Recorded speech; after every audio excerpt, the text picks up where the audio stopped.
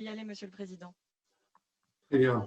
Madame la Présidente de la Commission européenne, Mesdames et Messieurs les vice-présidents, Mesdames et Messieurs les commissaires, mes chers collègues, nous sommes très heureux de vous accueillir aujourd'hui à l'occasion de votre déplacement à Paris qui marque l'ouverture officielle de la présidence française du Conseil de l'Union européenne.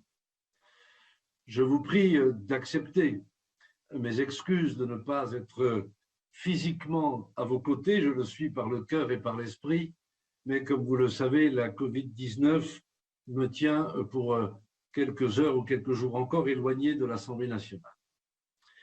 Cela étant, il s'agit d'un moment crucial pour nous avant que nous recevions nos collègues des 26 États membres dans les nombreuses conférences interparlementaires que nous avons prévu d'organiser. Cette présidence constitue pour nous un événement important, exaltant et surtout chargé d'espoir. La période est en effet inédite, confrontée aux défis de la pandémie, évoluant dans un monde de plus en plus instable. L'Europe a su renouveler ses modes de pensée et briser de nombreux tabous pour relever les défis contemporains auxquels elle est confrontée. Consciente de ses forces comme de ses vulnérabilités, l'Union européenne est déterminée à adapter son modèle aux nouvelles ambitions d'aujourd'hui afin de mieux répondre aux aspirations des citoyens européens. C'est d'ailleurs le sens du slogan « Puissance, appartenance, relance » choisi par la France pour sa présidence. Puissance car notre Union ne doit plus avoir peur d'être souveraine, de protéger ses frontières, de se doter d'une vraie stratégie de défense et d'exiger de la loyauté et de la réciprocité dans les relations commerciales. Notre Union, qui est le premier continent du monde à s'engager sur la neutralité carbone en 2050, peut être fière de se placer à l'avant-garde mondiale de la lutte contre le changement climatique. Avec la législation numérique dont nous espérons la rapide adoption, l'Union européenne se dotera de son propre cadre de responsabilité applicable aux grandes plateformes et conforme à ses valeurs. Il s'agira de bâtir un modèle de régulation qui préservera la concurrence et luttera contre la haine en ligne. Et la France s'engagera fermement pour promouvoir un nouveau modèle de croissance tourné vers l'innovation en faveur des transitions écologiques et numériques. C'est d'ailleurs dans cette perspective que notre première conférence interparlementaire à Toulouse le 7 février portera sur les enjeux du numérique et de l'espace. L'appartenance, ensuite, ce sont bien sûr nos valeurs. Et cette question sera au cœur des débats de la COSAC que nous accueillerons ici à l'Assemblée nationale. Mais l'appartenance, c'est aussi la solidarité qui fonde notre modèle de société. La France veut faire aboutir la directive relative au salaire minimum dans l'Union européenne. Elle s'attachera aussi à encourager l'unité et la diversité culturelle, l'histoire commune et les échanges au sein de notre jeunesse. Elle fera vivre les propositions de la conférence pour l'avenir de l'Europe. Il y a enfin la relance. Le plan de relance aurait été inimaginable il y a quelques années. Et pourtant, ces crédits sont déjà sur le terrain, symbole de la solidarité européenne. L'enjeu réside désormais dans l'appropriation de toutes ces politiques par les citoyens européens, qu'il s'agisse des transitions écologiques ou numériques. C'est le sens de la grande conférence que nous organiserons dans le Val-de-Loire, axée sur l'Europe au service des citoyens, avec des débats sur la concrétisation du pacte vert et de la nouvelle politique agricole commune.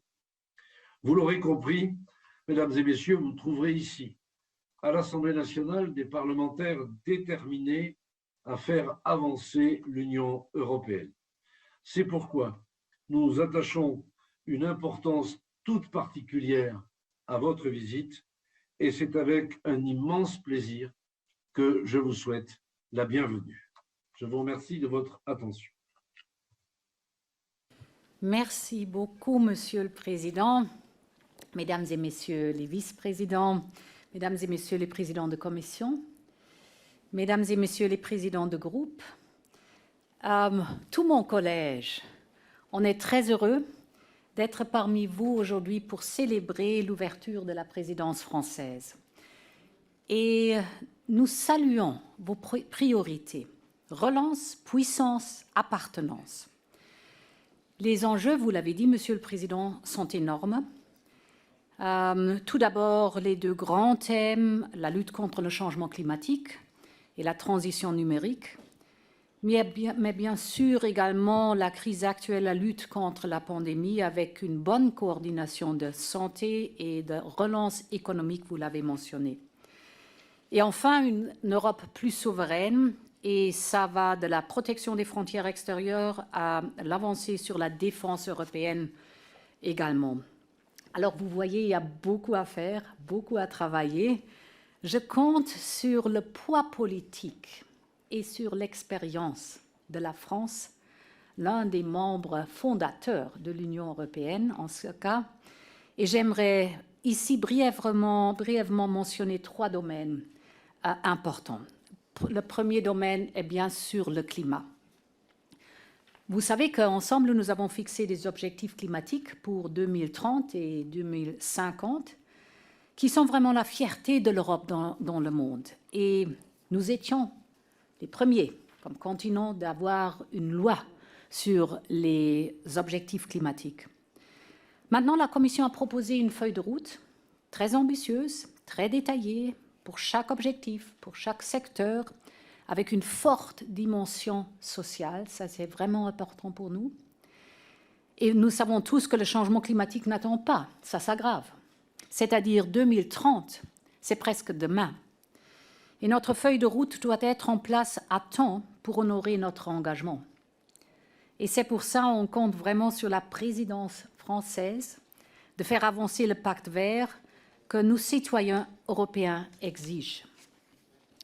Le deuxième thème, c'est, vous l'avez dit, Monsieur le Président, le numérique. Je me félicite que le numérique soit une vraie priorité de la présidence française. C'est excellent. Vous connaissez nos propositions législatives, on les a mis sur la table. Les propositions pour les services et pour les marchés numériques. Il était important pour nous que nous trouvons que les deux sont étroitement liés, car prises ensemble, elles ciblent aussi bien les entreprises que les citoyens. Et nous avons grande confiance dans notre capacité, dans votre capacité à clôturer ces travaux sur ces deux dossiers. Le troisième thème, nous allons aborder dans les mois à venir, ce sont les questions sociales et les questions économiques majeures. Vous avez cité la directive sur les salaires minimaux, mais également la directive sur la transparence dans la rémunération, la question des investissements dans toute l'Europe. Et là, sur ce point-là, je veux tout simplement dire, il est important pour nous de voir qu'on a une complètement nouvelle situation économique résultant de la crise de Covid. Nous avons le besoin d'investissement à cause du pacte vert et le numérique, comme nous avons dit. Et tout ça exige un examen approfondi des besoins européens. C'est-à-dire il faut réconcilier le besoin pour le budgétaire, le besoin pour les réformes, mais également le besoin pour les investissements. Ça, c'est la tâche maintenant pour les mois à venir. Et pour tout ceci, nous comptons sur la présidence française. Nous comptons vraiment sur vous, mesdames et messieurs. Nous avons pris bonne note de vos travaux sur les affaires européennes, en particulier de votre rapport d'octobre dernier pour une Europe stratège au service des citoyens. Merci beaucoup pour ça. Et je suis très heureuse que cette Assemblée nationale et le Sénat aient décidé, vous l'avez dit, Monsieur le Président, d'organiser ensemble la COSAC. C'est tellement important parce que cela permettra de poursuivre notre échange, non seulement aujourd'hui, mais aux mois qui viennent. Alors pour nous, vos contributions sont une inspiration, un apport inestimable pour les débats européens, parce que nous savons tous que les parlementaires, ils sont la voix des citoyens européens. Merci beaucoup. Merci, Madame la Présidente.